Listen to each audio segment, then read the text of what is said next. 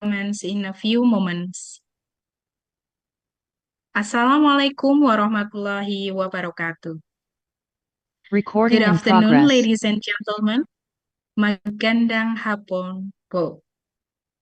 The Honorable, our first speaker from DMMMSU Philippines, Professor Dr. Desi, and good afternoon, ma'am. Good afternoon. Hello. How are you? I'm okay. Good, thanks. And the Honorable, our second speaker from DMMMSU Philippines, Associate Professor Dr. Chad Estrada. Hello, everyone. Good afternoon. Good afternoon, sir. How are you? I'm fine, thank you. I hope everyone is fine also there. Yes, we are great. Thanks. And the Honorable Dr. Muhammad Prayito, our third speaker, he is also the head of Mathematics Department Universitas Persatuan Guru Republik Indonesia, Semarang. Hello, Mr. Ito. How are you? I'm fine, thank you. How are you, everybody? All right. Okay. And I would like also to greet all the participants who can participate in today's meeting. Okay, ladies and gentlemen, esteemed guests, distinguished representative, and all participants, welcome to the series of International Joint Lecture Series in Mathematics and Mathematics Education, a mathematics podcast, a collaborative academic event between Universitas Persatuan Guru Republik Indonesia Semarang UPGRIS Indonesia and the Don Mariano Marcos Memorial State University DMMMSU Philippines. I am Agnita Siska Pramasdiasari, will be your moderator for this auspicious occasion. First, let us express our gratitude to God Almighty for His blessings, allowing us to gather today in good health. Before we proceed, I invite everyone to take a moment for reflection, regardless of our beliefs. Let us join together in a moment of silence, according to our traditions, to center our minds and hearts. Now, let's pray.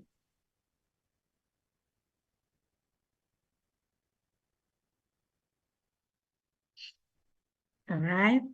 Ladies and gentlemen, distinguished speakers, esteemed participants, and dear colleagues, without further ado, let us begin with the plenary session. Started with Associate Professor Dr. Desi and Disu. But I will introduce first to take a moment familiarize ourselves with Miss Daisy. Remarkable background. So, Miss Daisy and Disu is an associate professor at Don Mariano Marcos Memorial State University, South La Union campus. She holds a Master of Science in Mathematics from the University of Philippines, Baguio. Her research interests include number theory, graph theory, and mathematical modeling. She teaches pure mathematics courses in the Bachelor Science Mathematics program under the College of Arts and Sciences, as well as in the College of Graduate Studies. Please welcome Professor Daisy and Disu. Thank you, Ma'am Agnita, for the introduction. Good afternoon, everyone. So as introduced, I am Daisy and Disu. Okay, let me check first if you hear me. Is my audio clear po in your end? Yes, your voice is clear. Okay, so as introduced, I'm Ma'am Daisy from DMMMSU SLUC here in the Philippines. So I am sending warm, quite literally warm greetings from the Philippines. So in Tagalog, isang mainit na hapon po sa inyong lahat mula dito sa Pilipinas. To our students, friends, and colleagues in Indonesia, how's the weather over there? It's Is it? raining. Oh, it's raining. I hope it's raining Yeah, here how about in too. Philippines? It's very Uh, warm. Okay, mm, so it's a bit cooler than what we're experiencing here right now. But please don't sleep, okay? This time around. Okay? So before I begin, I'd like to express my sincere thanks to UPGRIS and DMSU for once again giving me the opportunity to collaborate with fellow mathematics educators as well as students through this international joint lecture series. I still remember my first time joining this series back in 2021. Okay, so let me share my slide.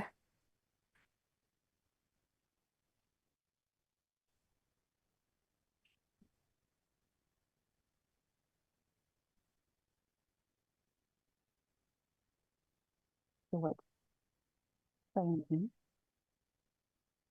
Okay, I think this will take some time.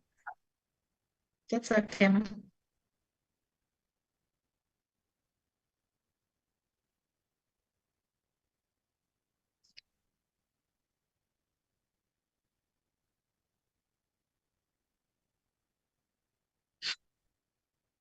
Okay, so please still fasten your seatbelt.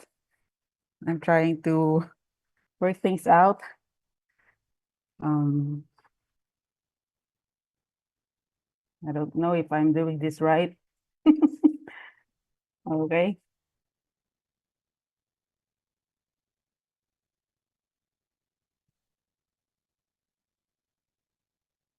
What am I?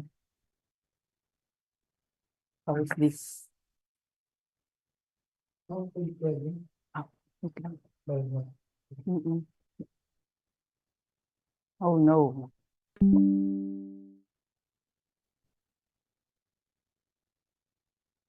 It says here screen and system audio recording. Oh, I'm so sorry about this technical thing.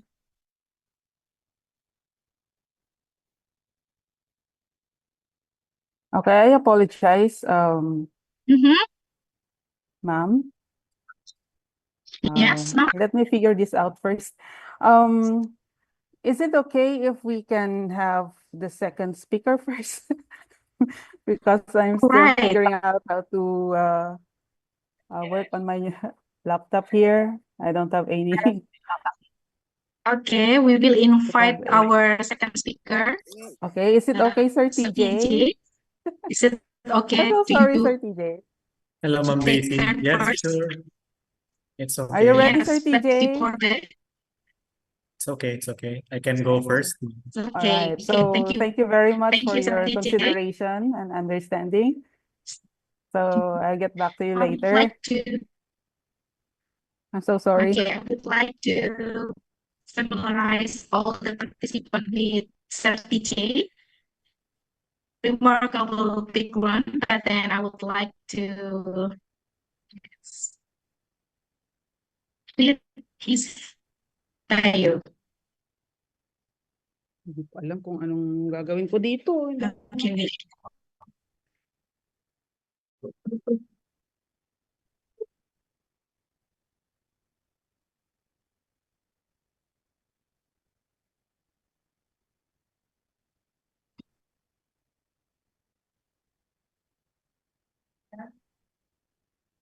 Okay. Dr. Chad Yan P. Estrada. Hopefully my pronunciation is correct. Is an associate professor at Don Mariano Marcos Memorial State University, holding a doctorate degree in mathematics, which he obtained from the Chilasal University in Manila, Philippines. His research interests are in the pure mathematics, particularly on graph theory and combinatorics. Dear everyone, my dear students who participate here, Dr. TJ, we call his nickname TJ, is the expert in mathematics described as one of the subject that you learn in UPGRIS. In his recent research, he worked with researchers from DMSU the LaSalle University, and the University of the Philippines, Baguio, to solve problems on graph coloring. Wow, it's interesting. Linearity of graphs and dihedral flows. Dr. Estrada has been teaching mathematics and mathematics education in both undergraduate and in the graduate level. Without further ado, please welcome Dr. Estrada. Hello, everyone. Good afternoon. Good afternoon, sir. Okay, magandang hapon po sa inyong lahat. So from the Philippines. So again, I would like to thank the DMMMSU and the Universitas PGRI Semarang for again inviting me to serve as a lecturer to share my expertise, particularly on graph theory. Okay, so let me share my screen.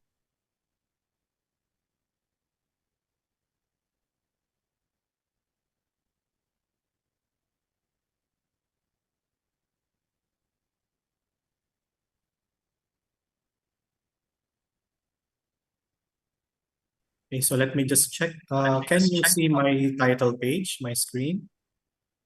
Yes, we got it, sir. Okay, thank you.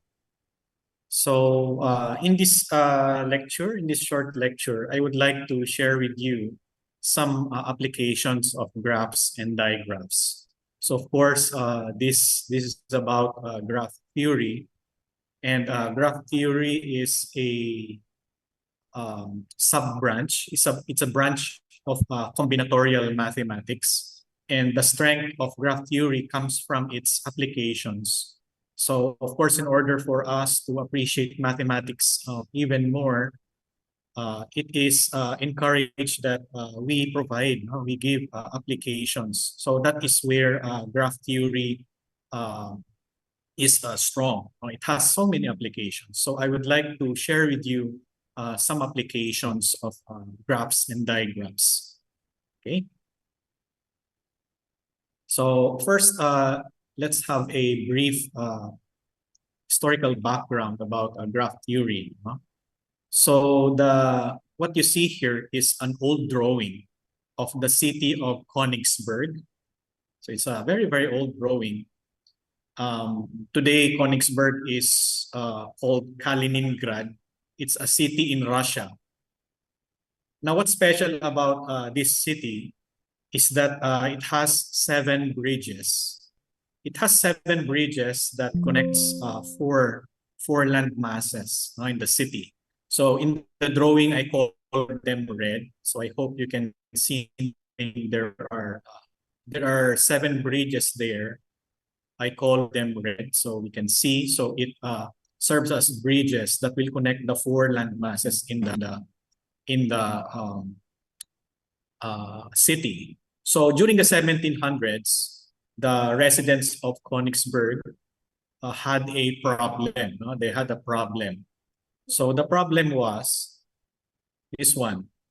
Is it possible to walk through the town in such a way that you will cross every bridge exactly once? Okay, so basically, so the residents are asking if it's possible to cross all the bridges exactly once.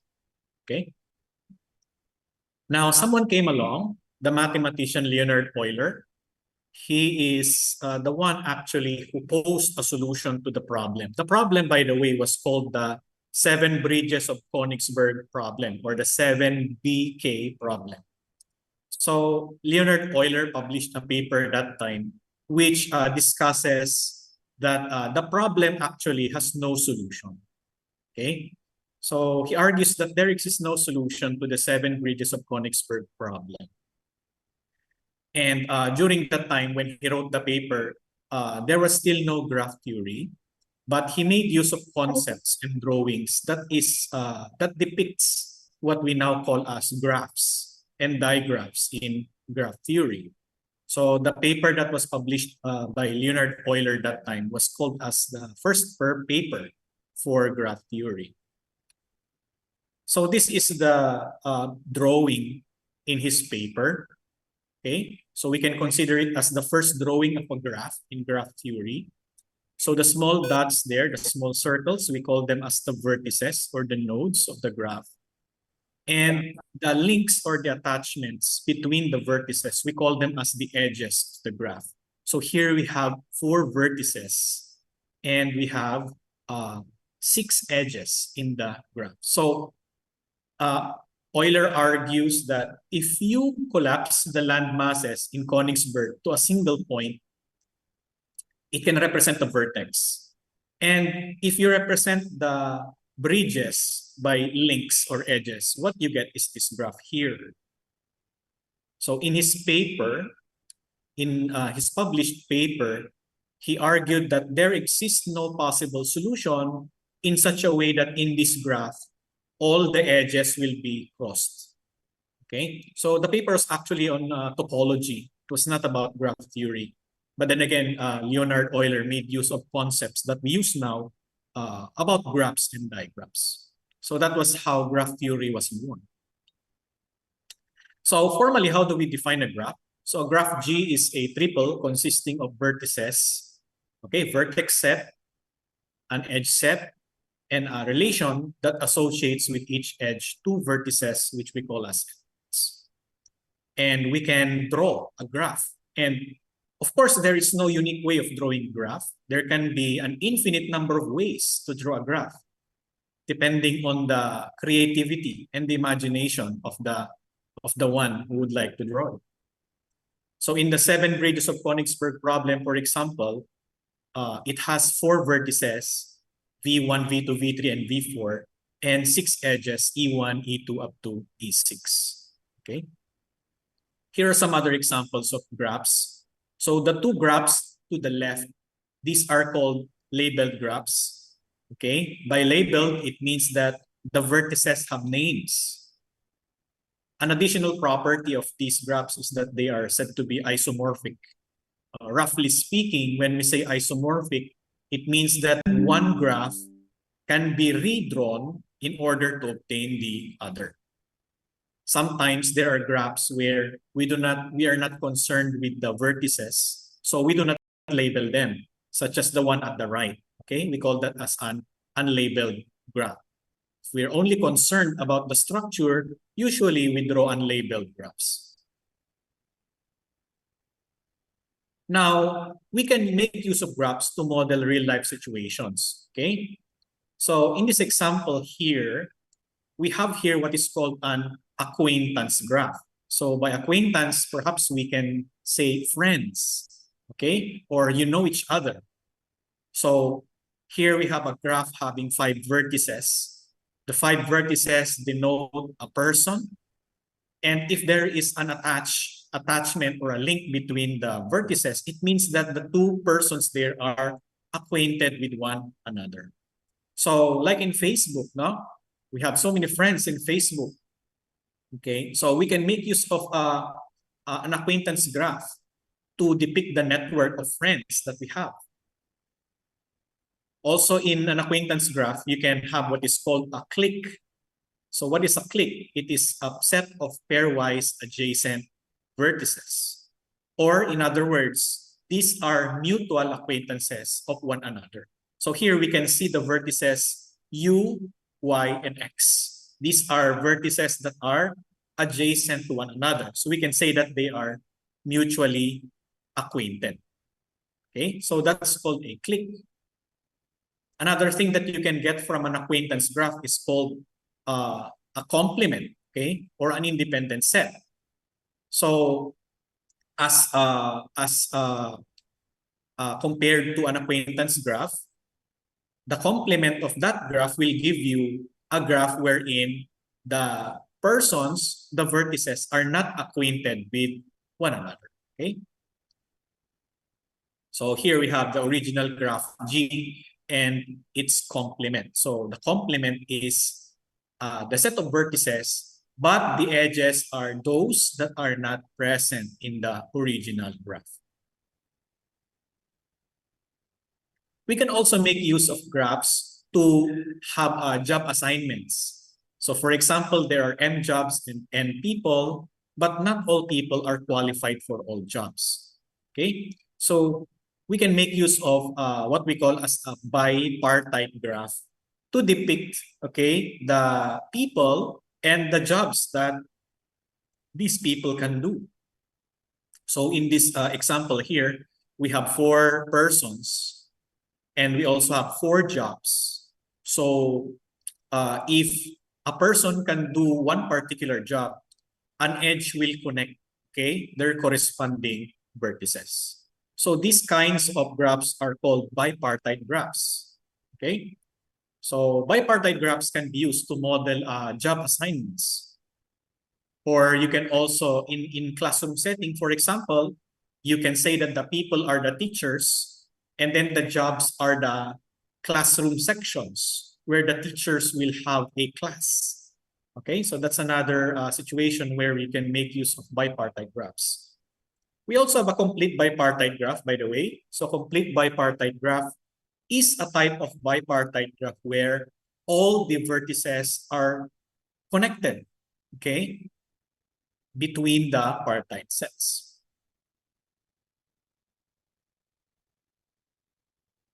Okay, so here are examples of bipartite graphs. So A and B here are examples of bipartite graphs. So again, we can, the vertices can be grouped in such a way that the 2 groups are independent, okay? But there is a connection or a set of edges that will attach these 2 independent sets. The graph at C is called a complete bipartite graph because all the vertices in each independent set is connected, each pair. We can also make use of graphs to make efficient schedules. Here, for example, we have 10 Senate committees with common members. So there are 10 Senate committees that are represented by the vertices. And if there is a connection between the vertices, it means that those committees have a common member. Of course, you cannot schedule 2 meetings. No, you cannot schedule a meeting and another meeting if these committees have a common member. You would have to schedule them separately. So if, for example, we have this setup for 10 Senate committees having common members, to solve the scheduling problem, what you need to do is to label the vertices in this manner. So you label the vertices in such a way that if 2 vertices are adjacent, they must be colored differently. Okay? We call that as graph coloring, or in particular, we call it as vertex coloring in this case. So here, those vertices that are colored 1, these are the committees whose meetings will happen at the same time, meaning there are no common members. Okay, those that are colored 2, those are committees that can have a meeting at the same time, and also those that are colored 3, those are committees that can happen at the same time. So these are the 3 different time periods that you need to schedule so that no conflict will happen.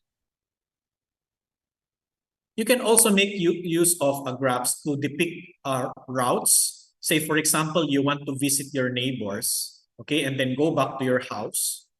So we can make use of what are called as paths and cycles. So the graph here at the left is called a path.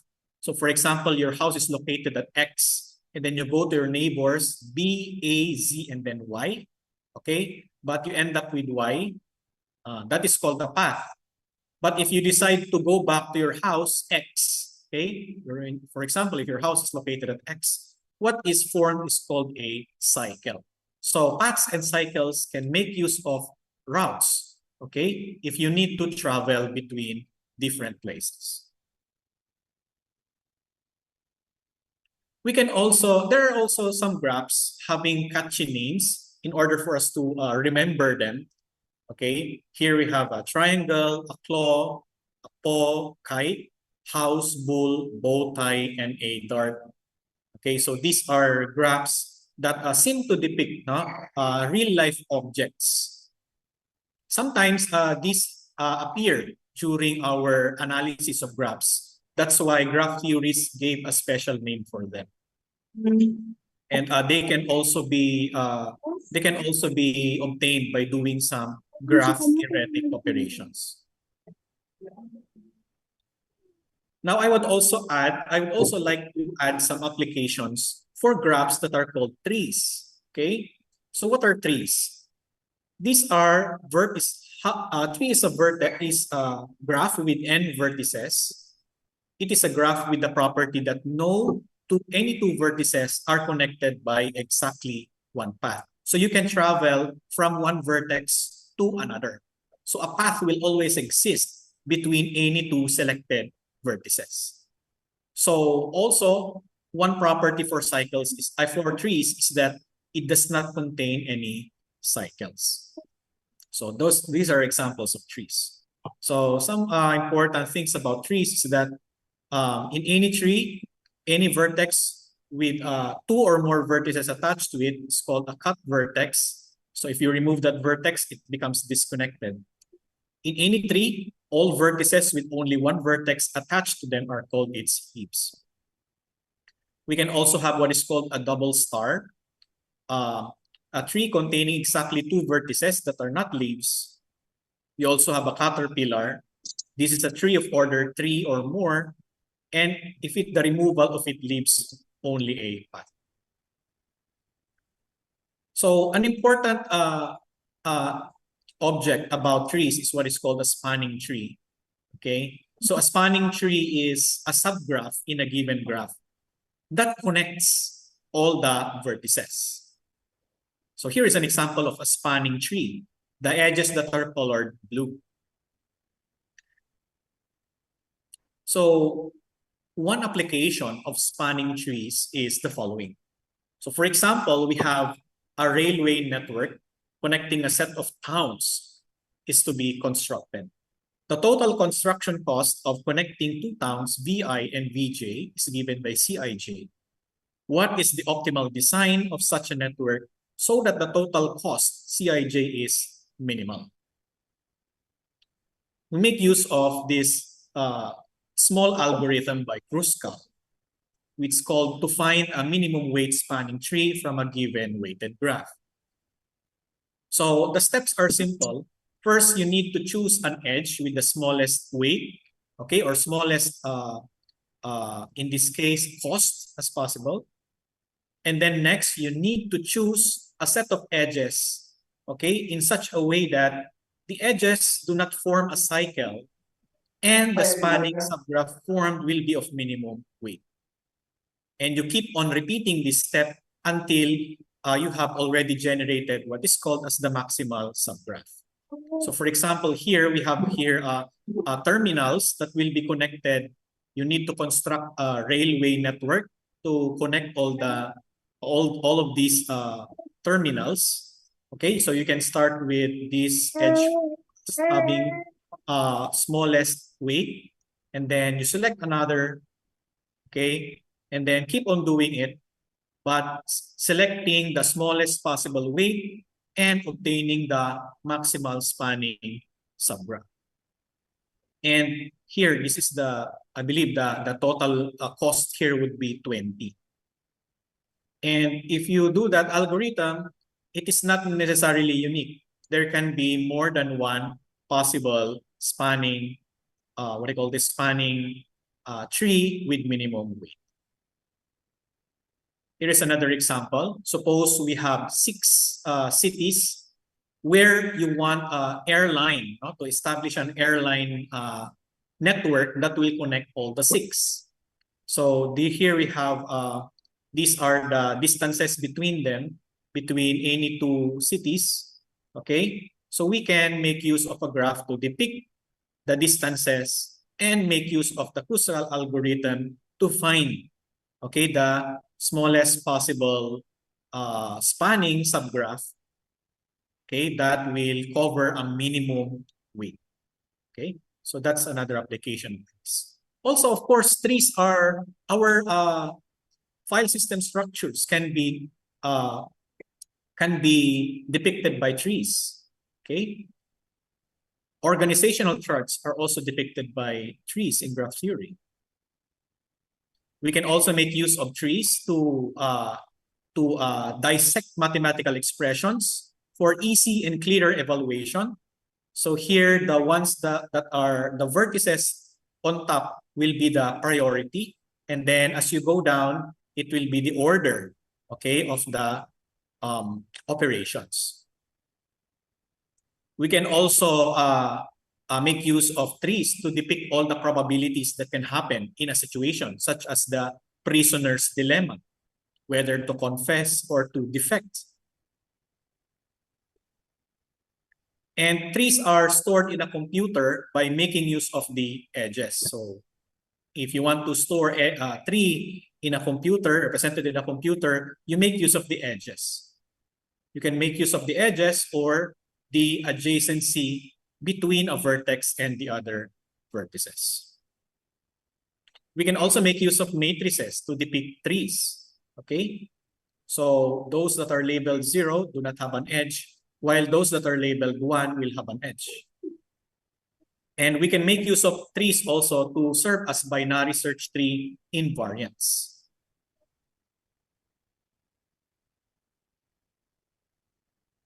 Okay, so also trees can be done also using flattened arrays. So 2 rows. So the first row represents the position of a vertex, while the second row represents the label, okay, of the position of that vertex. Okay, so those that are empty means that there is no vertex there. Okay, and of course, if you do that, you can also have a formula that could tell you the position of a certain value in the tree. Okay, let's move on to matchings. So a matching in a graph G is a set M of edges such that no two edges are adjacent. So here we have a graph G, okay, and then the matching is the set of edges that are colored darker.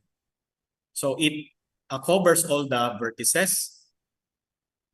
So we can make use of that to do what is called as the personal assignment problem. So for example, we have a set of workers designated by X sub I and a set of jobs designated by Y sub I. So how can the workers be assigned one worker per job so that to which they are qualified? Such as here, for example, here we have 5 workers and 5 jobs. We want to designate some jobs for each of the workers, those that are labeled X. So you can make use of what is called as the Hungarian method or Hungarian algorithm. So you first start with an arbitrary set of an arbitrary matching, okay, and then form what is called an M augmented path, okay, starting with a vertex that does not have that is not a member of the matching. Okay, so here we started with X sub 1. So what we want to do is find a maximal matching, okay, between that formed augmented path. So here we can replace it by X1, Y2, and X2, Y1 and update the matching. So there. And from this time, from X sub 4, we can do the same method, okay, of forming an augmented path and finding a maximal matching and replacing what is currently set. So here we can replace it by a new matching. So there, those that are colored blue now forms a perfect matching depicting the set of jobs that will be assigned for these people. We can also make use of what is called as edge coloring, okay, to answer scheduling problems. So by edge coloring, we want to color the edges of the graph in such a way that any 2 edges with a common vertex must be colored differently. So this kind of coloring can answer scheduling problems also, just like in the previous example for vertices. Okay, so here are some examples of edge colorings. Okay, so I will not read the entire example. So we can make use of a graph to depict, okay, a situation, no? A certain problem where the vertices are persons and then edges connecting them means that there is a schedule, a game, no, between the 2 vertices. and you color the edges in such a way that the edges will be colored differently, and the edges will determine the schedule wherein no conflicts will happen. So in this example, 6 are required. 6 different schedules are required so that all the players can play, okay, according to the set conditions. I think almost everyone perhaps is familiar with the game Sudoku. Okay, so you need to fill out the Sudoku grid in such a way that all the 3x3 subgrids and the rows and the columns will contain the digits 1 up to 9. Okay, so it so happened that if you label the rows to be x sub I and then the columns as y sub I, and you fill out the Sudoku grid correctly, what you should get is a perfect matching, okay, of a complete bipartite graph. So all of the digits correspond to a color in the complete bipartite graph K99. Okay, so there. 9 different perfect matchings for the 9 digits in your Sudoku grid. So if you complete the Sudoku grid, and it can be depicted by this complete bipartite graph having 9 colors. You can also look at the individual 3x3 subgrids. Okay, there should be subgraphs in your complete bipartite graph having 9 different colors. Okay, so that's one interesting application also. You can solve a Sudoku grid by making use of edge colorings for the complete bipartite graph K99. Now for digraphs, what is a digraph or directional graph? If you look at the original graphs in graph theory and give direction to the edges, what you get is a digraph. In normal graphs, when you say xy or yx, you're referring to the same edge. However, in digraphs, when you say xy, that's different from saying yx. Okay, because when you say xy, it means that the direction is from x going to y. So that's different from saying yx. That's what happens when you have digraphs. So one interesting application for digraphs is that you can make use of a digraph to depict the flow of traffic in a city. Here, for example, we have a digraph depicting intersections in a road network. So A, B, C, D, E, F, and G, these are intersections. And then the edges having arrows, this means these are the directions for which one can go from one vertex to another. So if there is only one direction, it means that that is one-way traffic. If there are 2 directions, it means that the road can be, so we use of digraphs to depict one-way or 2-way networks in a road system.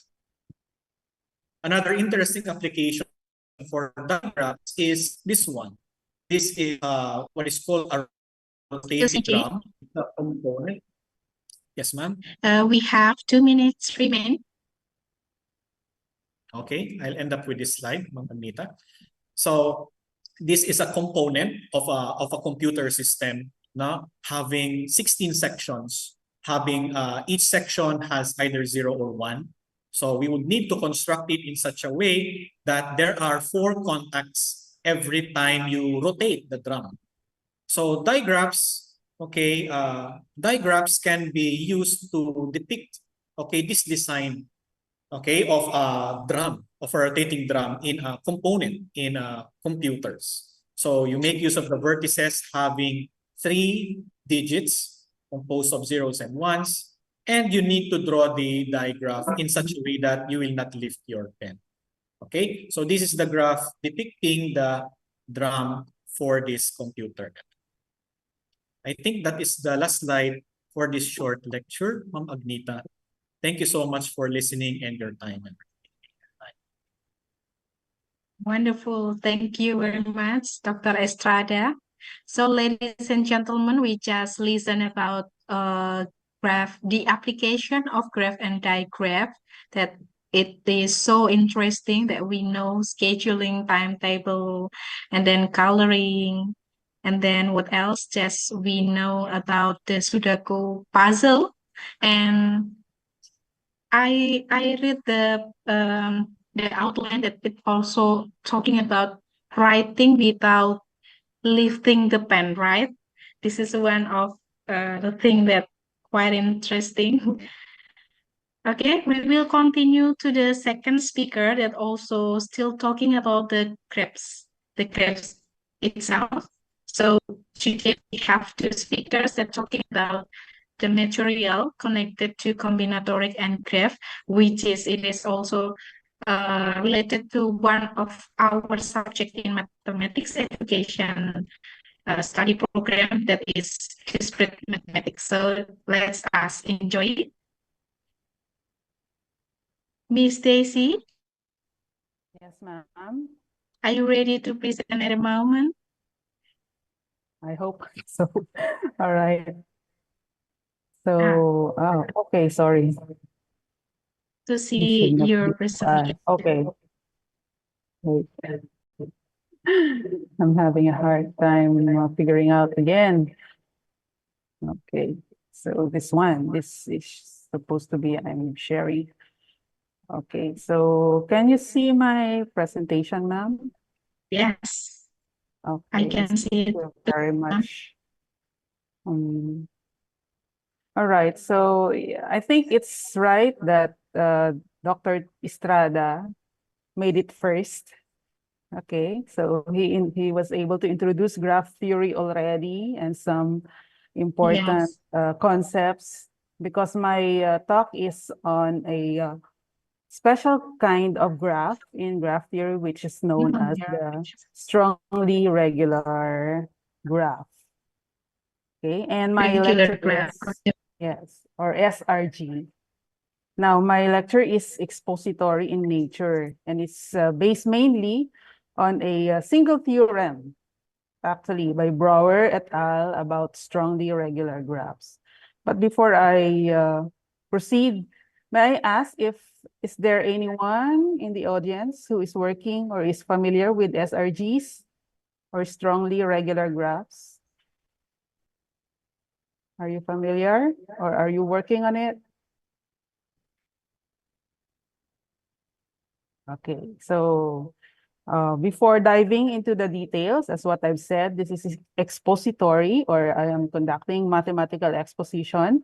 So I would like to first highlight the importance of mathematical exposition. It is an art that involves communicating mathematical ideas clearly, logically, and in an organized manner, making them easier to understand and appreciate. So we do that, right? We do mathematical exposition, and it is crucial for several reasons. First, for clear communication. Through mathematical exposition, we will enable mathematicians to convey complex ideas and proofs clearly and accurately, facilitating understanding among peers and students. And then second, rigorous reasoning. Exposition involves precise definitions, axioms, and logical deductions, ensuring rigorous and sound mathematical reasoning. Then knowledge sharing. We know that well-written mathematical expositions disseminate knowledge, making it accessible to a broader audience and promoting collaboration. And then learning and education. Exposition plays a vital role in mathematical education while helping students grasp fundamental concepts and advanced topics, and also in advancing mathematics and mathematics research. By presenting mathematical ideas clearly, exposition facilitates the development of new theories, models, and applications. And then last, interdisciplinary connections. We know that mathematical expositions can bridge gaps between different areas in mathematics and other fields such as physics, computer science, and economics. So my presentation for today is all about strongly regular graphs or SRG. Let me first give some brief history on SRGs. So the introduction to the theory of strongly regular graphs dates back in 1963 when Bose made a connection of these graphs with partial geometries and two-class association schemes. Over the years, both combinatorial and groupal aspects about these graphs have been studied and certain applications have been developed. And then one of the many interesting areas of study is on the construction, uniqueness, or non-existence of SRGs where certain conditions about the parameters of the graph have been established. For example, in the study of Cohen and Paseknik, they implement the database of Brouwer about SRGs in the open software or open source software known as SageMath, which provided a way to obtain a strongly regular graph from a tuple of parameters in the said computer algebra system. Okay, for the other applications of strongly regular graphs, it involves, for example, error correcting codes. So SRGs are used to construct codes with specific parameters, providing efficient error detection and correction capabilities. Second is on combinatorial designs. They serve as building blocks for designs like block designs and partial geometries, which have applications in experimental design and cryptography. And then last is spectral graph theory. So the eigenvalue properties of SRGs, which we are going to make an exposition, make them useful in analyzing the structure of networks and understanding their connectivity and robustness. So let me show another presentation on strongly regular graphs. Okay. So the outline of my talk is, first, we provide the preliminaries, and then we'll go with the main theorem and the proofs, which involves the eigenvalues of the graph gamma, the parameters involved, and involving also eigenvalues. So it's good that Sir TJ has mentioned a while back about the adjacency matrix, because we will also work on that. And then we will provide proof on the multiplicities of the eigenvalues of our strongly regular graph, denoted by gamma, and also its complement graph, gamma bar, the fourth part here.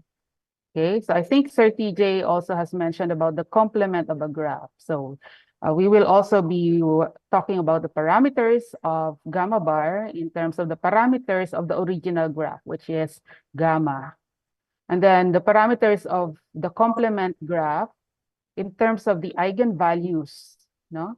In terms of parameters, in terms of the eigenvalues of the original strongly regular graph. And then we will also talk about eigenvalues of the complement of the graph in terms of the eigenvalues of gamma, eigenvalues of the complement in terms of the eigenvalues of the original graph. And finally, we will consider a special case of graph, or a special case of strongly regular graph, which is what we call conference graph, where the eigenvalues are integers and not. Then, of course, our references. Okay, so let's start with the preliminaries.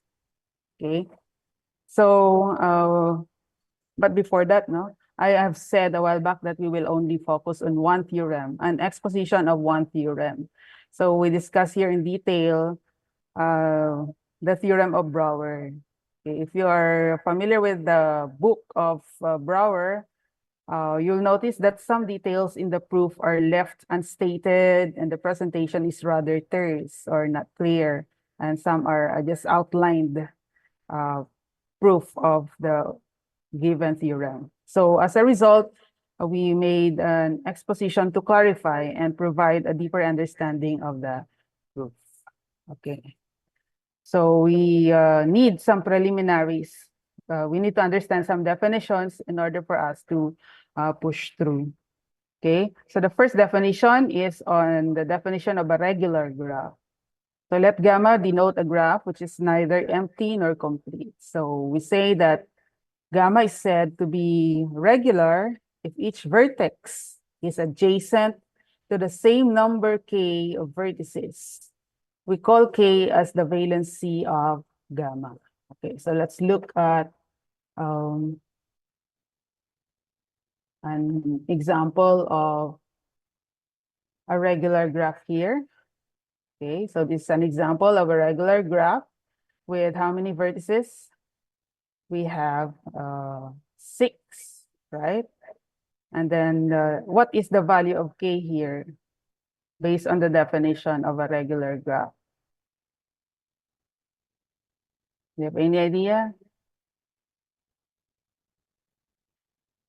The value of k is 4 because each vertex is connected to 4 other vertices. Okay, so this is an example of a 4 regular graph with 6 vertices.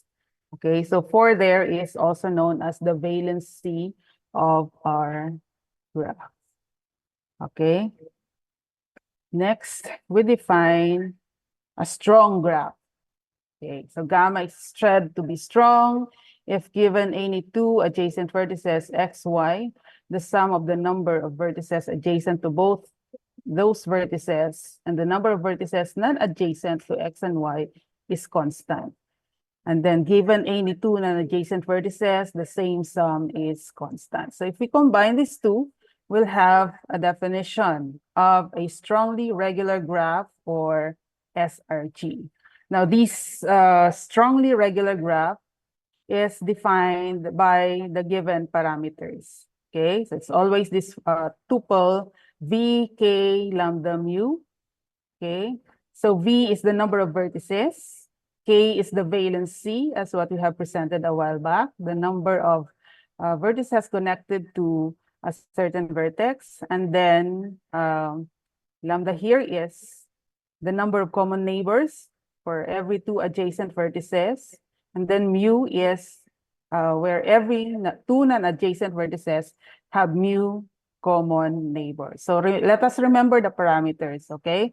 We have V, K, lambda, and mu. V is the number of vertices, K is the valency, lambda is involving 2 adjacent vertices having lambda common neighbors, and then common neighbors of every 2 non-adjacent vertices is the value of the mu.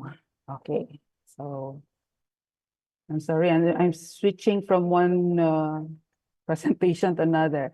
Okay, so these are some examples of strongly regular graph. Okay, are you familiar with this one? This is a 5-cycle graph or C5, okay, or the pentagon graph. Okay, so how many vertices do we have here? How many vertices? There are 5, right? There are 5 vertices. And how many, or what is the valency of the given graph? For the first figure. Okay, the valency is 2, right? So every vertex is connected to exactly 2 other vertices. So 5 is V, K is 2. And then for every adjacent, 2 adjacent vertices, is there a common neighbor? Do we have a common neighbor for this 5-cycle graph?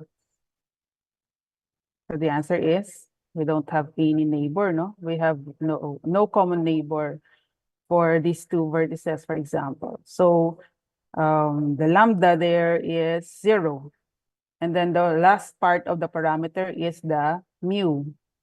Okay, so for any 2 non-adjacent vertices, how many common neighbors do they have? So in this example, this 5-cycle graph, there is 1. So this is strongly regular graph. It is described by the parameters 5, 2, 0, 1, respectively. Okay, let's have another example. We have this Peterson graph, which is very common. And I think Sir Estrada also presented this. Okay, So how many vertices does this graph have?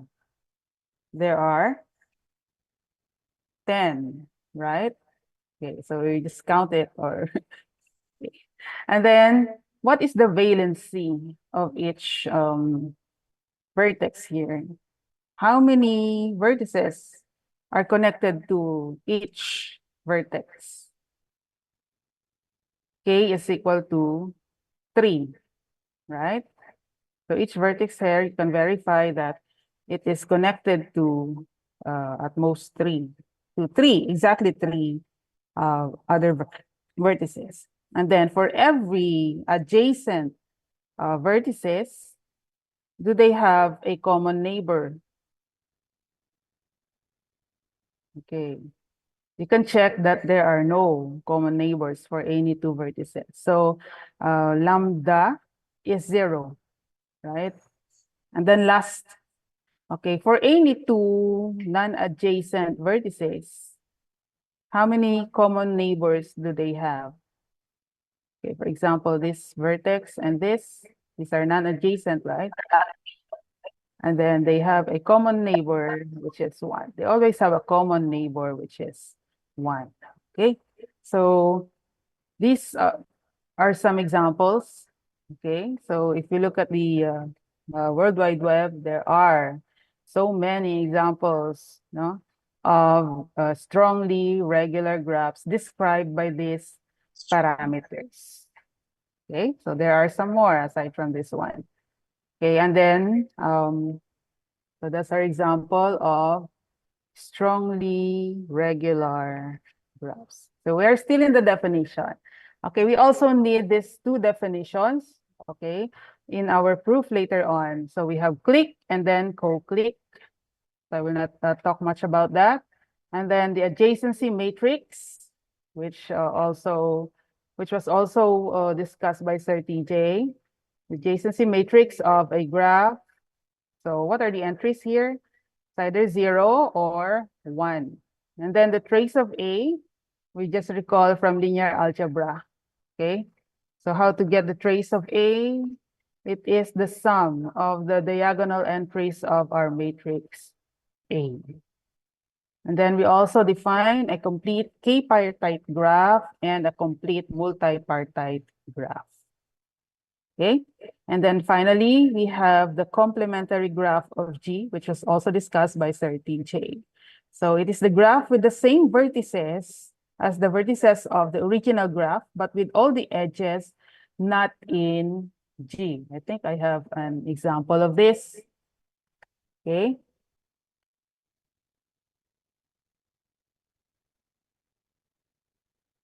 This one, for example, we have graph G here. Okay, so the complement of G is given by this.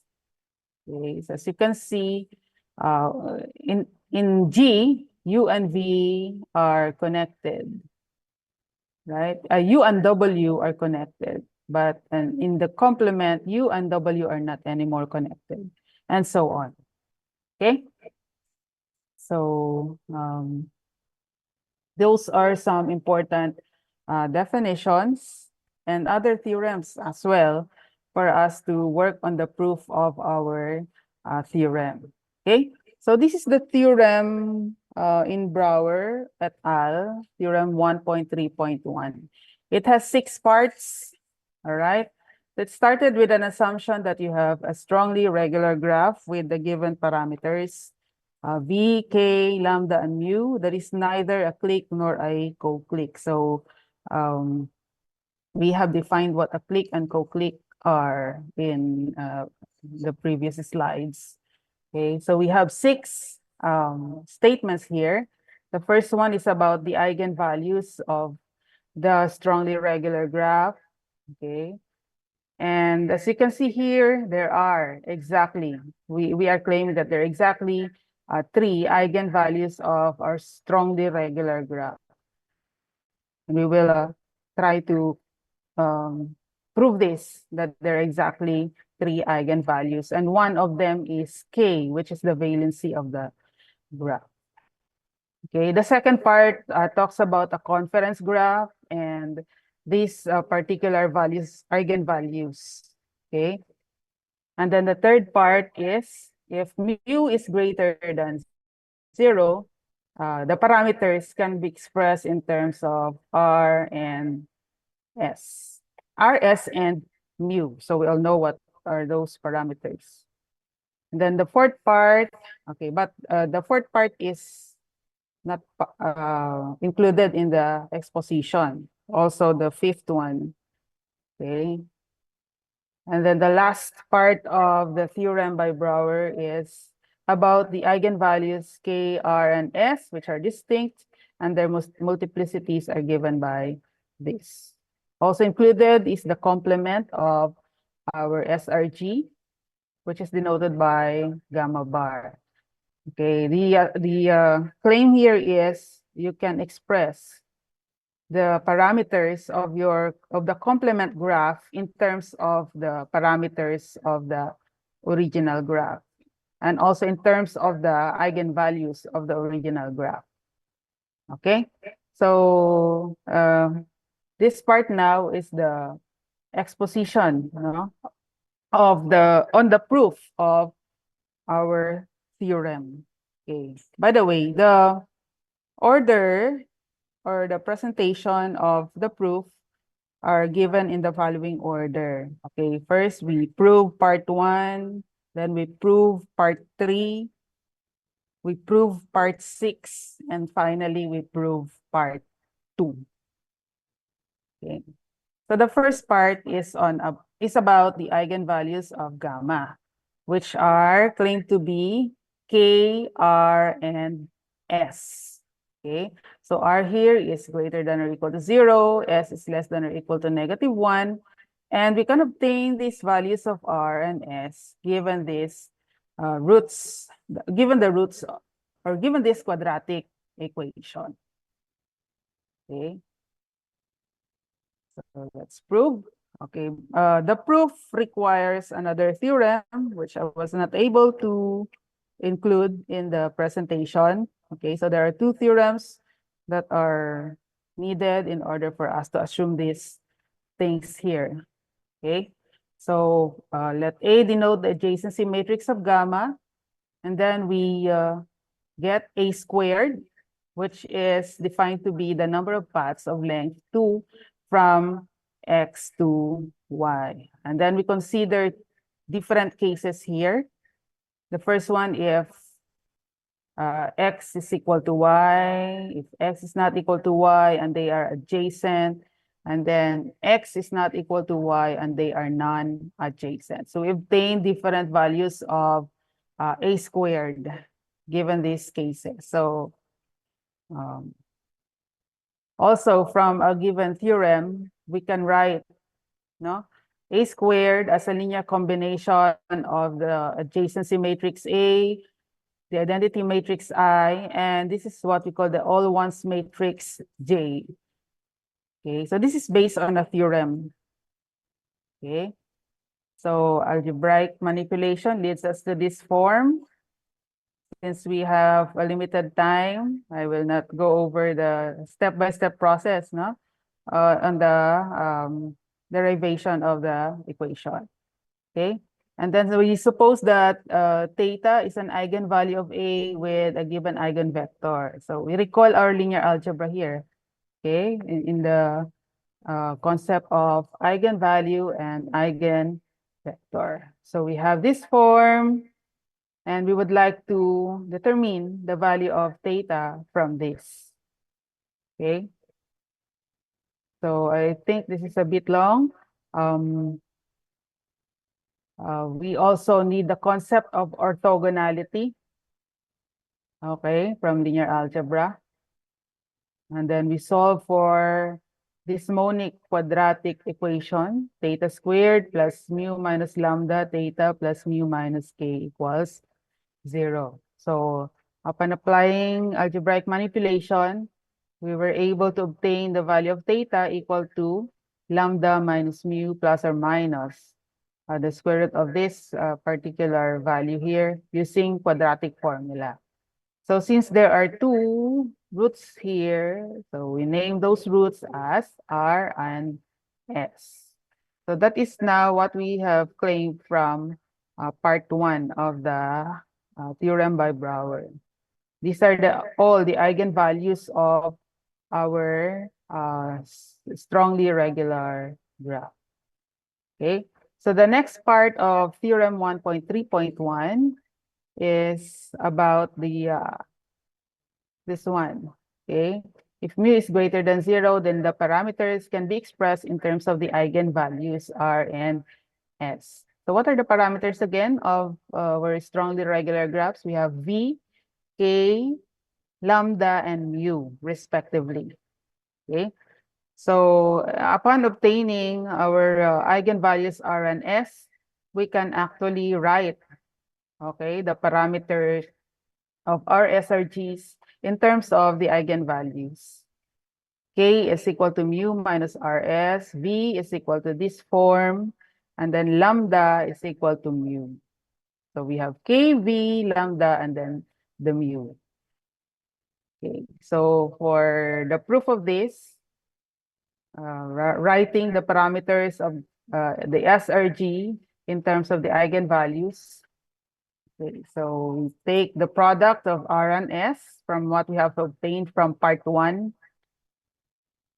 And from here, we get K equal to mu minus R. So the equation is quite long, but this is just algebra. Okay, so K is mu minus RS. And then we also add the eigenvalues R and S. So based on what we have obtained from part 1, this is the R, this is S. Simplifying further leads us to lambda equal to mu plus R plus S. Okay, and then we take the product of K minus R times K minus S in order for us to obtain the value of V, which can also be expressed in terms of K, R, S, and mu. Okay, so I'm making a shortcut already because of our limited time. Okay, and then the third part of the theorem is part 6, which says that when the eigenvalues KR, S, and K, R, and S are distinct, their multiplicities are 1, F, and G equal to V minus 1 minus F, respectively, where F is equal to this particular quotient. Okay, so in part 6, we show that the multiplicities of the eigenvalues of our strongly regular graph. Okay, so from part 1, we already have established that the distinct eigenvalues of our gamma is K, R, and S. Okay, and then here we show that their multiplicities are 1, F, and V minus 1 minus F. Okay, so we have this assumption, solving the equation, so that will arrive at the desired result, which is F equals V minus 1 times S plus K over S minus 1. Okay, and then we also show this part to get V equals 1 plus F plus G, or G equals V minus 1 minus F as desired. Okay, for part 6B, which involves the complement of the strongly regular graph. Okay, the parameters of the strongly regular graph, denoted by this one, the complement of the strongly regular graph, can also be rewritten in terms of the eigenvalues of our original strongly regular graph. Remember, the eigenvalues of our strongly regular graph, gamma, is R, S, and K. So it is claiming here for part 6B that the valency of the complement can be written in terms of those eigenvalues. Also, lambda bar can be written in terms of the given eigenvalues in gamma and also mu. Okay, and the eigenvalues of the complement has this values. Okay, k bar minus s minus 1 and then minus r minus 1. Okay, and then the other part is this one. If you have again another complement of gamma. Okay, what we're showing here is the parameters can be expressed in terms of the eigenvalues of our gamma. Okay. So we have here mu bar. Okay, the rest is algebra. We would like to emphasize again that our mu bar here is an expression in terms of the eigenvalues of the original strongly regular graph.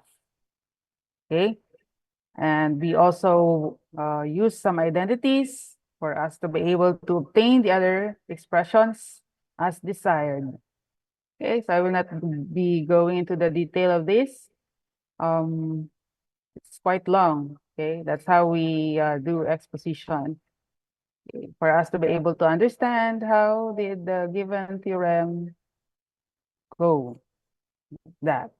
Okay, and then next we will show that the complement graph of the standard regular graph also has these eigenvalues. Okay, the one below. Okay, so we can express the eigenvalues of the complement in terms of the eigenvalues of the original strongly regular graph. Okay, so do that.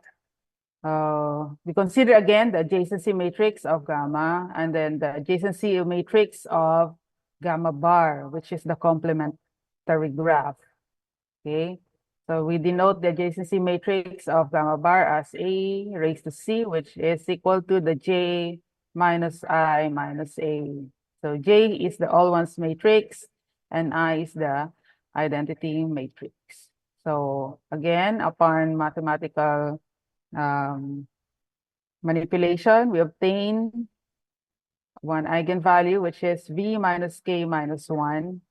And its eigenspace is the same as the eigenspace of K. And then we also obtain another eigenvalue, which is negative R minus 1, based on the above assumption. Okay, so we just recall again orthogonality concept. Another eigenvalue, which is negative 1 minus S. And I think this is the final theorem, or this is the final part of the theorem. Okay, part 2. Okay.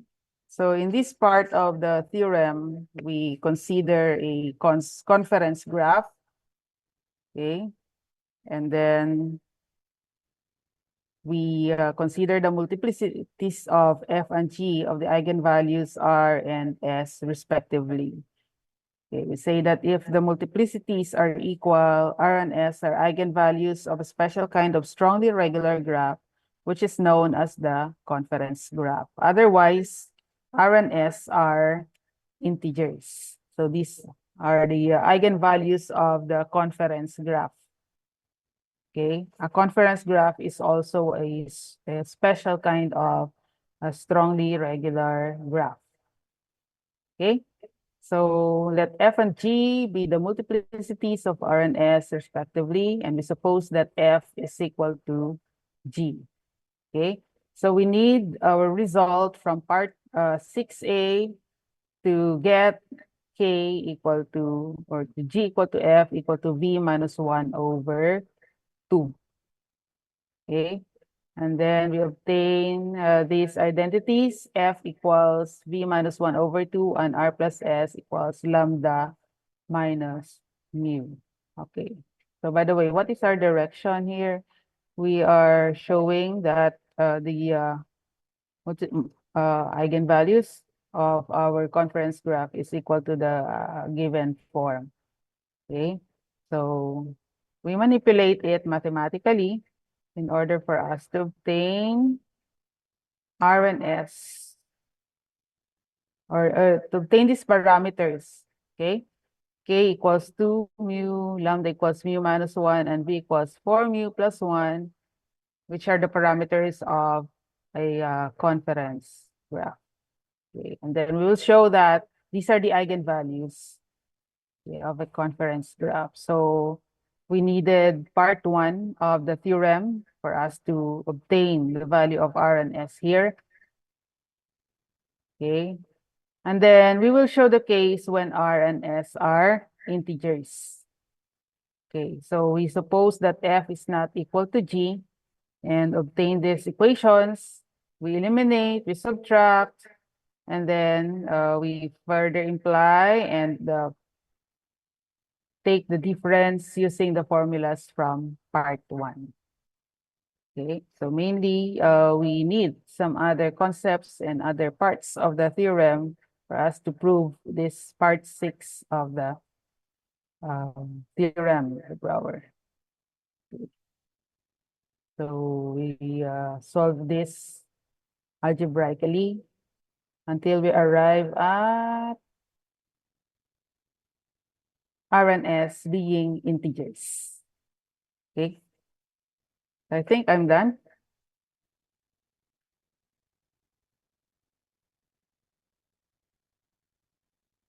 Thank you very much for listening. These are my references.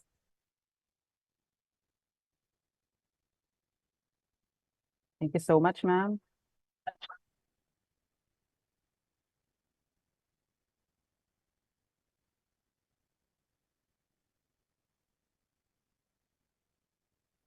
All right. Thank you, Mom Desi, for delivering strongly regular graph. It's totally new, particular for me, related to the proving the graph itself. And also, it's like a perfect package, I think. Dr. Estrada and Dr. Desi to present about graph and its application. All right. I would like to remind all the participants who still participate in this event this afternoon to chat into the box message if you have any queries or any question related to the two speakers that have delivered the presentation. And now we will inviting our third speaker. If we have two previous one is related to the mathematics. Now we will delve into the mathematics education section, right? And before that, I would like to share the information about our third speaker. He is Dr. Muhammad Prayito from UPGRIS. He is also served as a mathematics education head of department. And today he will deliver a talk entitled Visualization as a Bridge from an Abstract to Concrete in Mathematics Education Media. But before we proceed, let's learn a bit more about Dr. Prayito's background. So, Dr. Prayito is a mathematics education lecturer in mathematics education department, UPGRIS, since 2011. He has actively contributed to various professionals and academic organizations. He is a member of the UPGRIS Indonesia team, Pusat Studi DDR, and the University Quality Assurance Unit. Currently, he is serving as the head of the mathematics education program at UPGRIS. He is also the director of CP EduTech creation and has been involved as an assessor for PPG, CPG, and PP programs. Additionally, he coordinates the information management and database division at Indo-MS, Yogyakarta, and Central Java. He also acts as a PNSP assessor for multimedia schemes, and in 2025, he holds the role of secretary at the IME Center. Please welcome Dr. Prayito to deliver the insight. Okay, yeah. Thank you, Ma'am Agnita. Yeah. Okay. Hello, everyone. Okay, thank you for being here today. Good afternoon. Selamat sore. Yeah. First, honorable to Prof. Desi and Prof. TJ, and ladies and gentlemen participating in international joint lecture series. Yeah, I stand before you today with great pleasure to present my material on the topic of visualization as bridge from an abstract to concrete in mathematics education media. My presentation oh,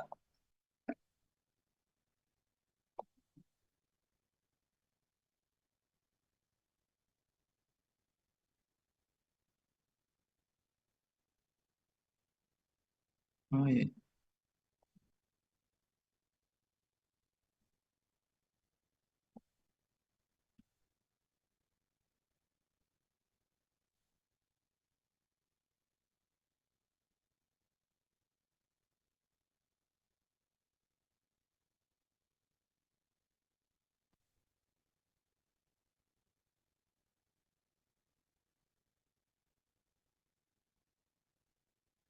Okay, this my presentation. Yeah, visualization as bridge from an abstract to concrete in mathematics education media. I very interested for visualization. Visualization is play a crucial role in bridge abstract mathematics concept to concrete understanding, enhance student comprehension and retention of complex ideas. In this, first I have a sample. For example, I looked at the video from Dr. Erica Warren. This is a video about the visualization for student benefit and strategies.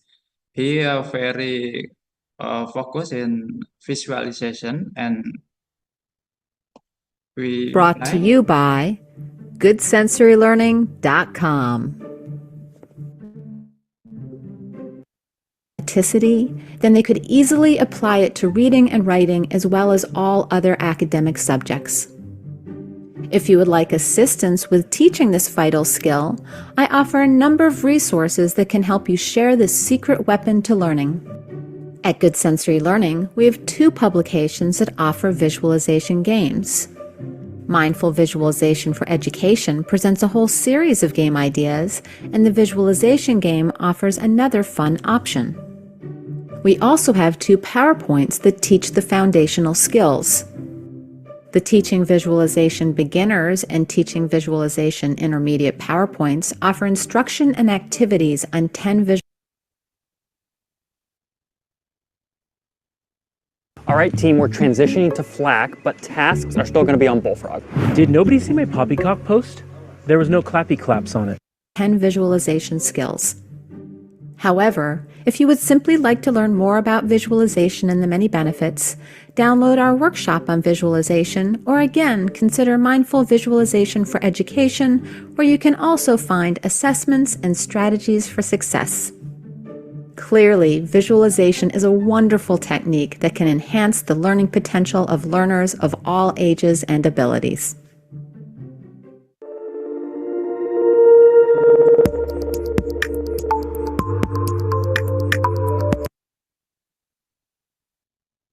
Okay. Okay, I hope you interested with the video about visualization. Next, I will talk visualization about, skills. hey, However, yeah. First, I want to talk about visualization and data literacy in mathematics education. Visualization and data literacy have been consistently important in mathematics education, focusing on the development of student abilities to interpret and create visual representation of mathematical concepts. This topic theme highlight for the role of visualization in enhanced understanding and engagement, particularly through the use of data visualization tool and technique. If we talk about visualization in mathematics education media, we must divide the three parts. One is teaching strategies, two is mathematical concept, and part three is visualization technique. And this time we talk about visualization in part three.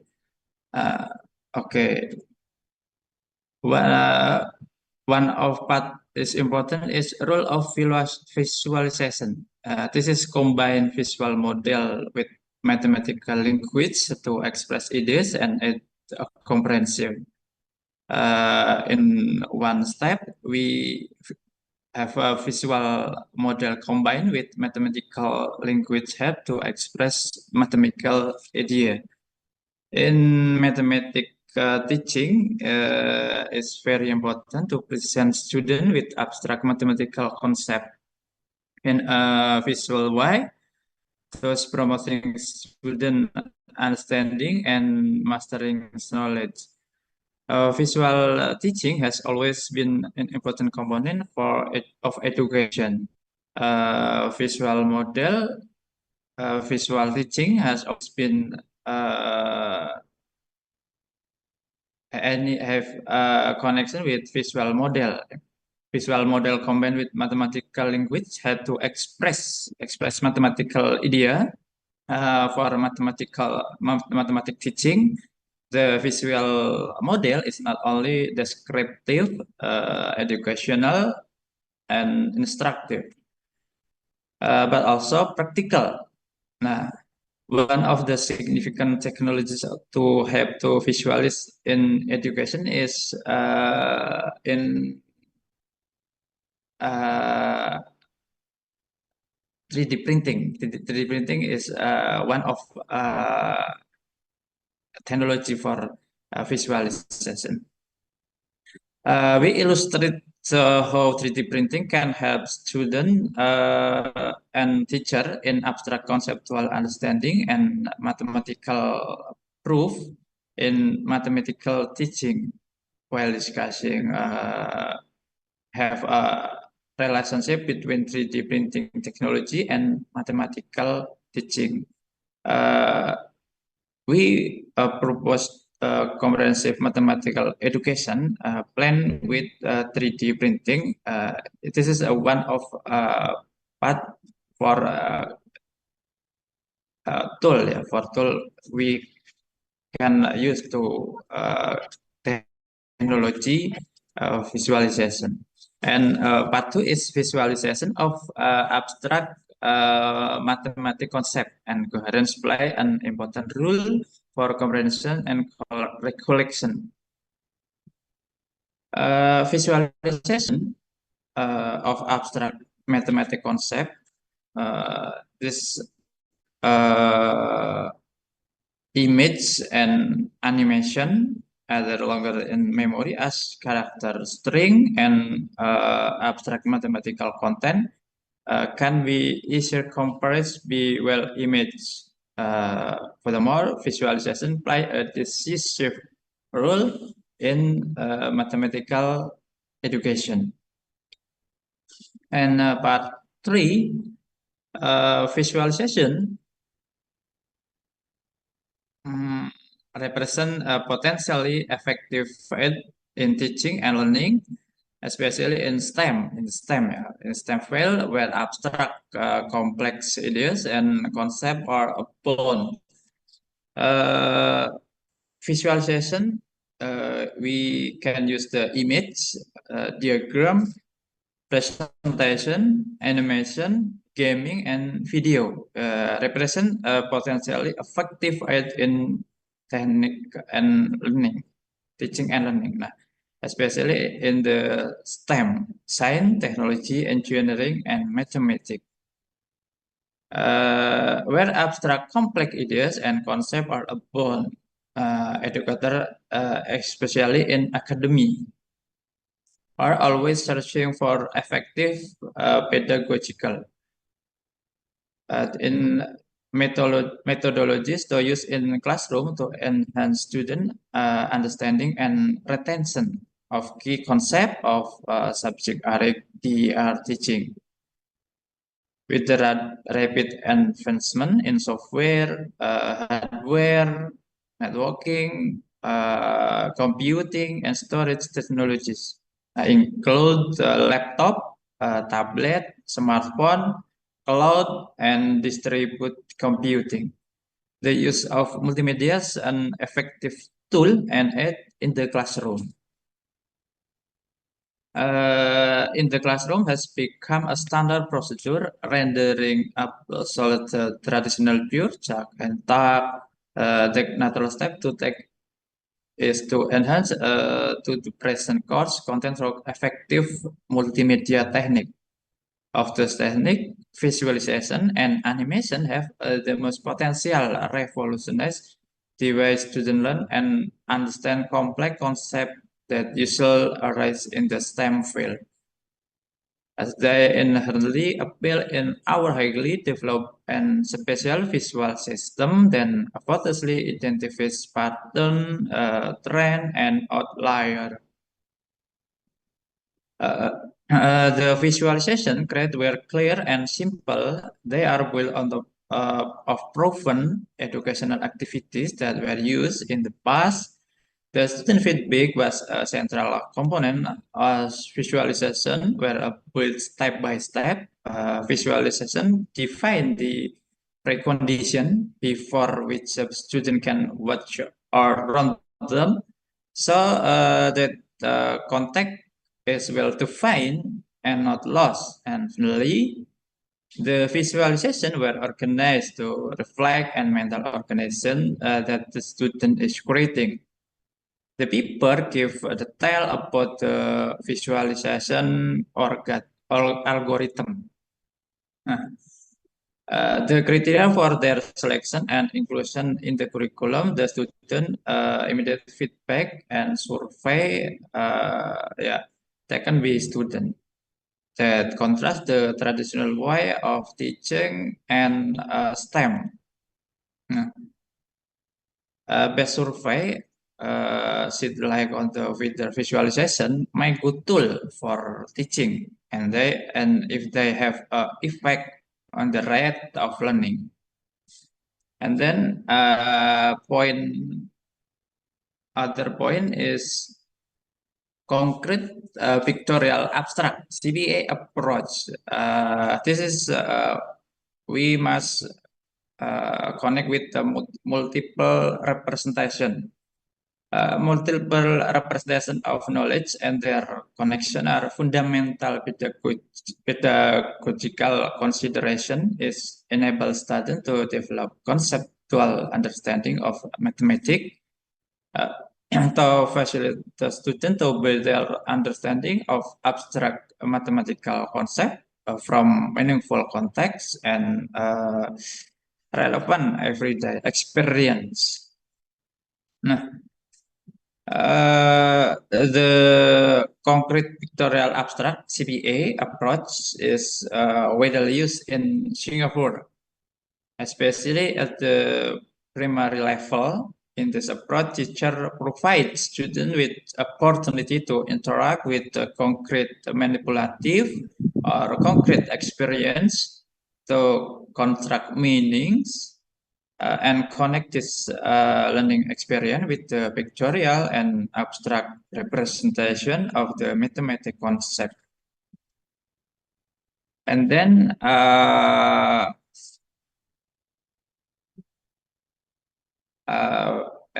there are visual literacy.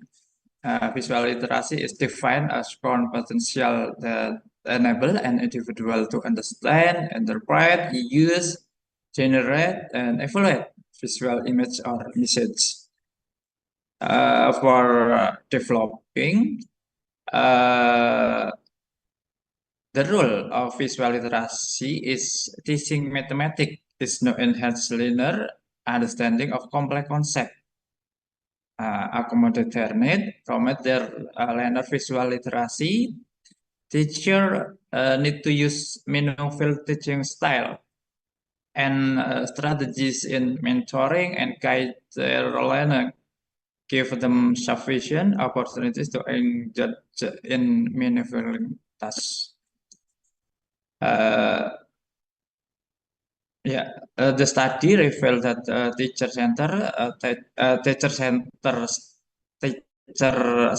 teaching style and direct instruction as teaching strategy dominate all three teacher instruction.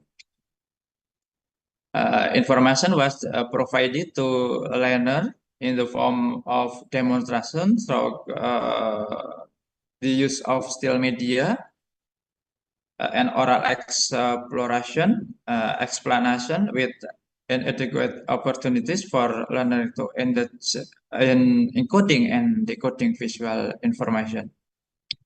So teacher training programs should focus on how teacher can use various teaching strategies and learner and teacher-centered style, but also how visual media can be made and effectively used by both the teacher and learner to develop their visual literacy. This about visual literacy, and next about multimedia and visualization tool. The use of multimedia courseware and visualization tool like GeoGebra itu can significantly enhance student learning experience. This tool provide dynamic visualization that helps students understand abstract concepts such as partial different equation and increase their interest and motivation in learning. In the implementation, assess the pedagogical effectiveness of mathematical visual tool.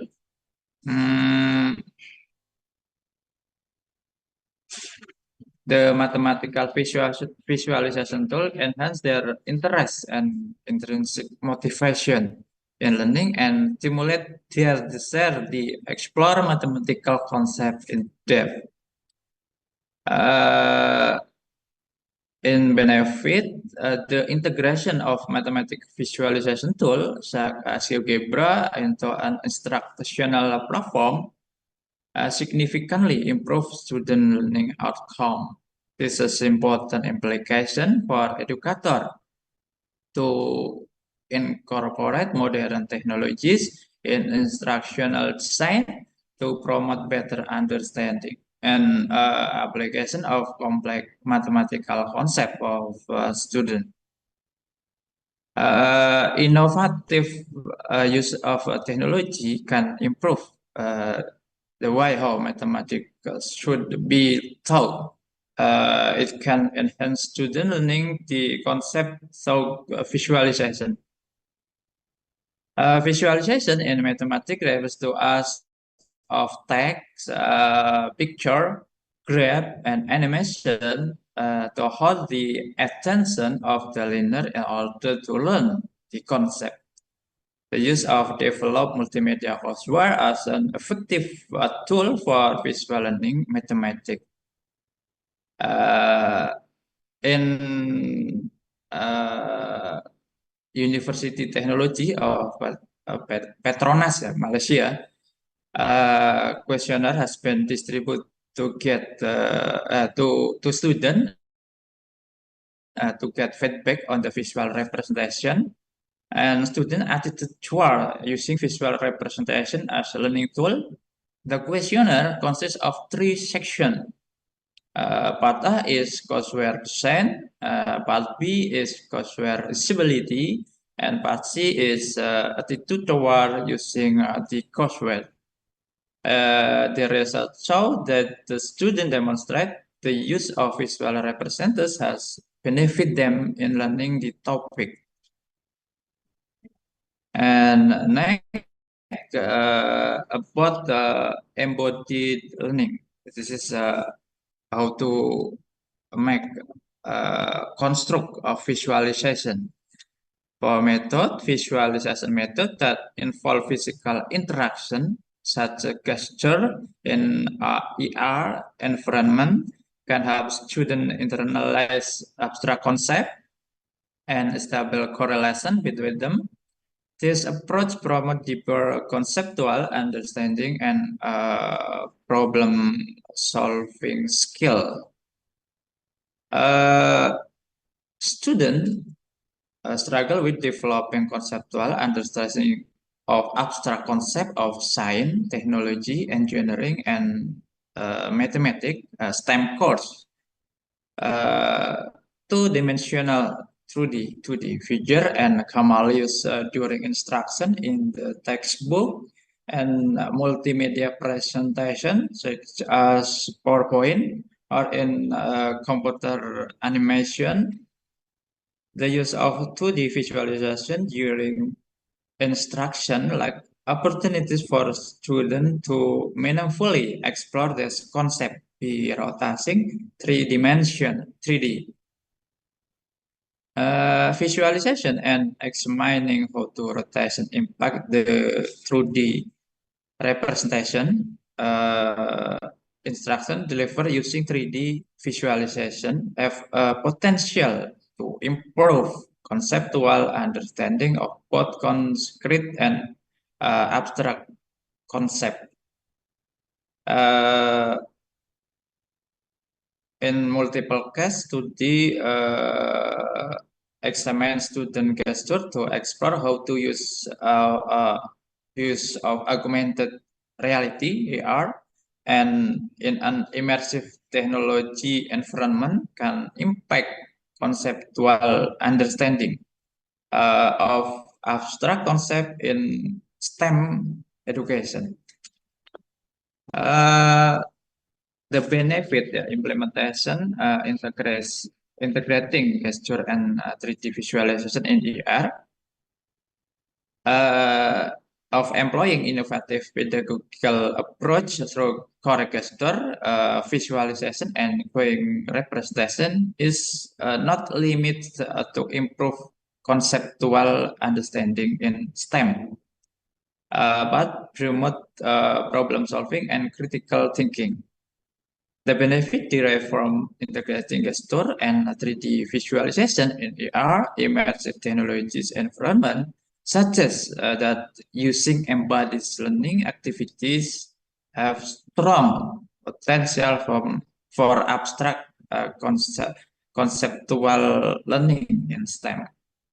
This is good news for educator to use visualization in the learning classroom, we classroom. Oh, thank you. Okay. Thank you for your attention. Yeah. All I right. will Thank give you, Dr. Agnita, please. Thank you for your wonderful presentation talking about the learning visualization of learning media to reaching the abstract concept to the concrete. Dear all participants, we now entering the question and answer session. We will invite you to ask or share your thought regarding to the material that has been disseminated by our speakers today. So let me check in the chat box. We have a question from our participants, I think. Yes, have a question related to graph theory. Also, okay. The question is coming from Miss Desti. I would like to ask about how can graph coloring in graph theory be applied to create a conflict-free university timetable?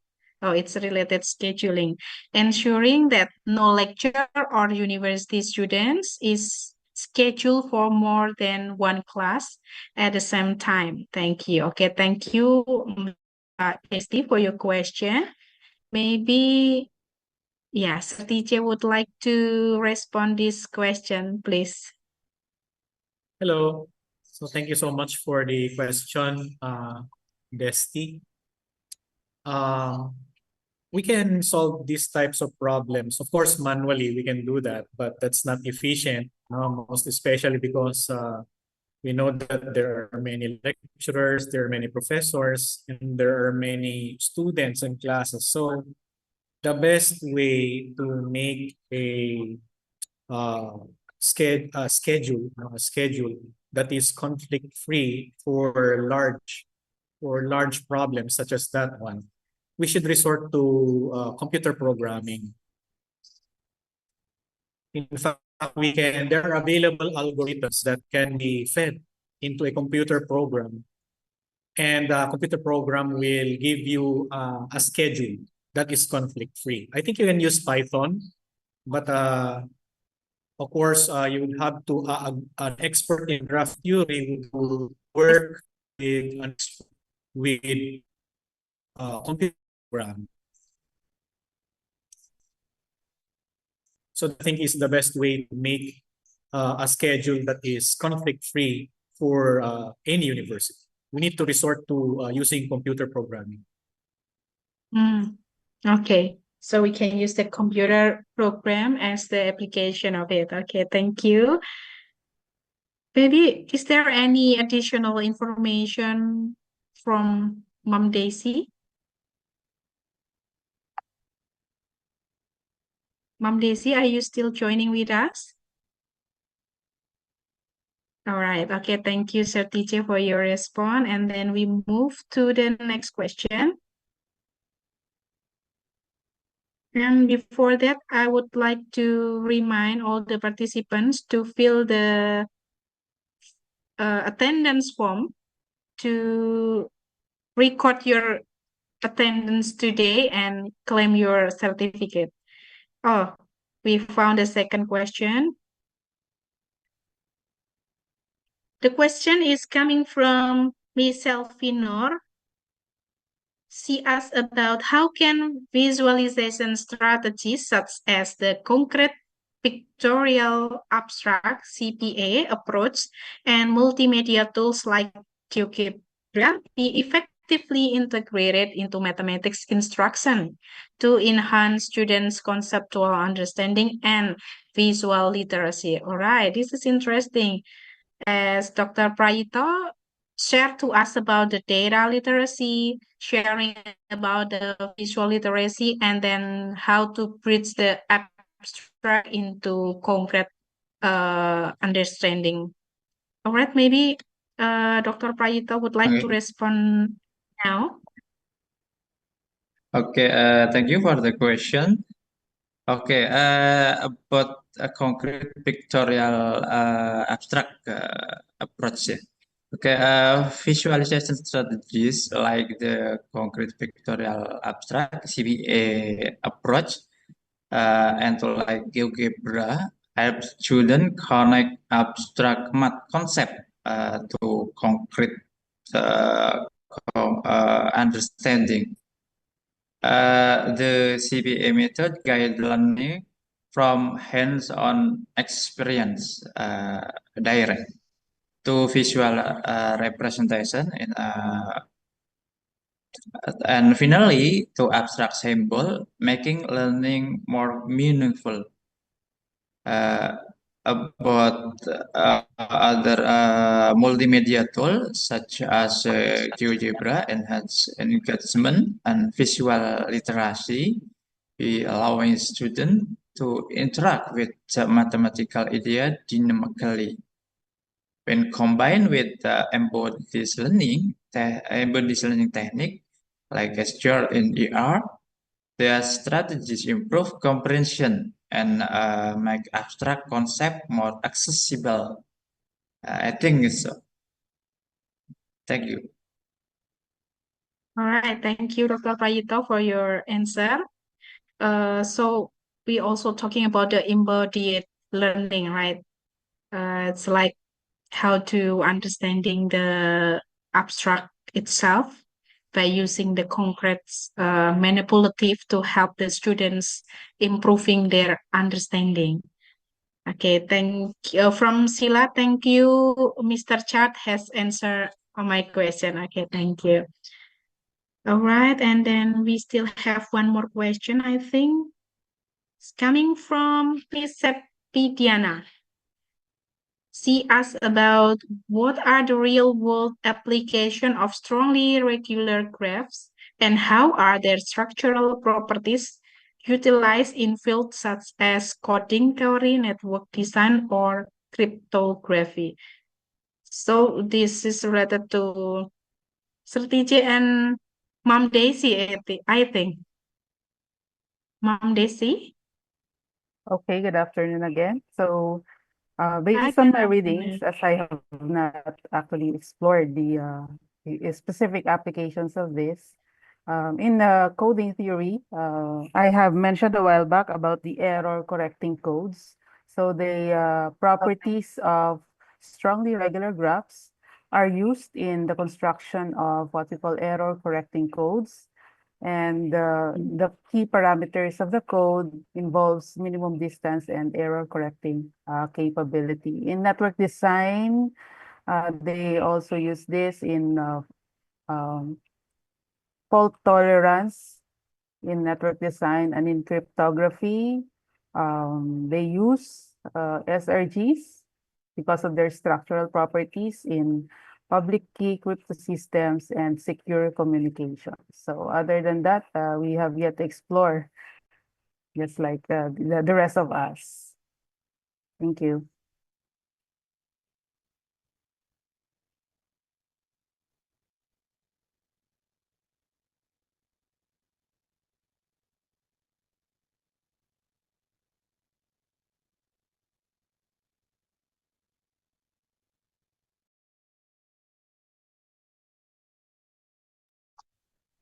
All right, thank you, Mom Daisy. Maybe Satiji, would you like to add more answer related to the application, maybe? Hello again. So as to applications, no, the question is about regular graphs. So what's special about regular graphs is the symmetry between these graphs. So I think one application also for regular graphs is if you want to make use of the symmetry of the graphs in network designs. So I think they can also be used in network designs having specific symmetries. No? These symmetries are exhibited by the regularity of the graphs.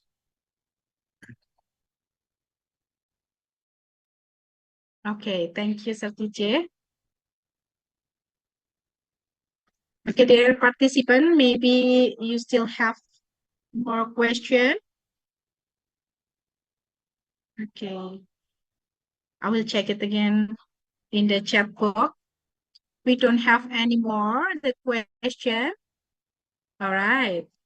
Okay, I would like to say thank you for all our wonderful speakers today. Professor Daisy, Professor Chan Estrada, and Dr. Prayito for your wonderful sharing related to the graphs and the visualization multimedia. And now we are entering the end of this session, but then I would like to share the certificates of appreciation to our distinguished speakers today before we officially close this event today. Miss Vivi, could you please to help me share the certificate? Okay, thank you. Okay, so this certificate is served to Professor Dr. Daisy and Disu as a speaker has already involved into this joint lecture series. Thank you, Mom Daisy.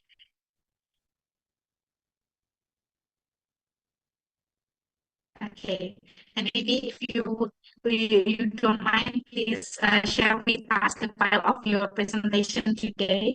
So if any participant need a file to learn more, could read it again. Thank you. And then the next, Miss Vivi.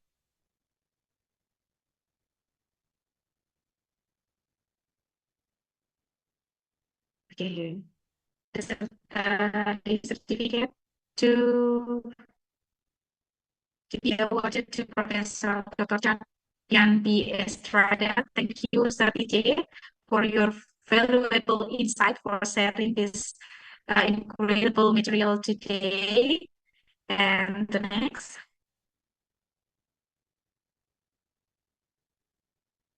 The certificate awarded to Assistant Professor Dr. Muhammad Praito. Thank you for sharing the valuable presentation for us. And before we close this event today, I would like to say thank you for all the participants that is already actively participated and all our speakers today that has already spending their valuable time to share their knowledge.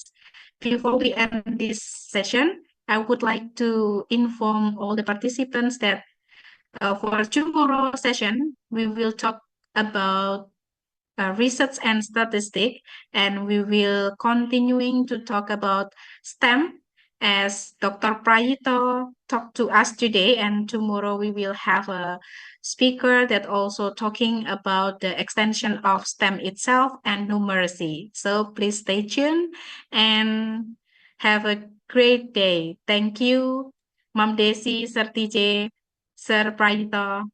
Thank you all the participants. See you tomorrow. Assalamualaikum warahmatullahi wabarakatuh. Magandang hapon. Is that right pronunciation? Oke, terima kasih semuanya.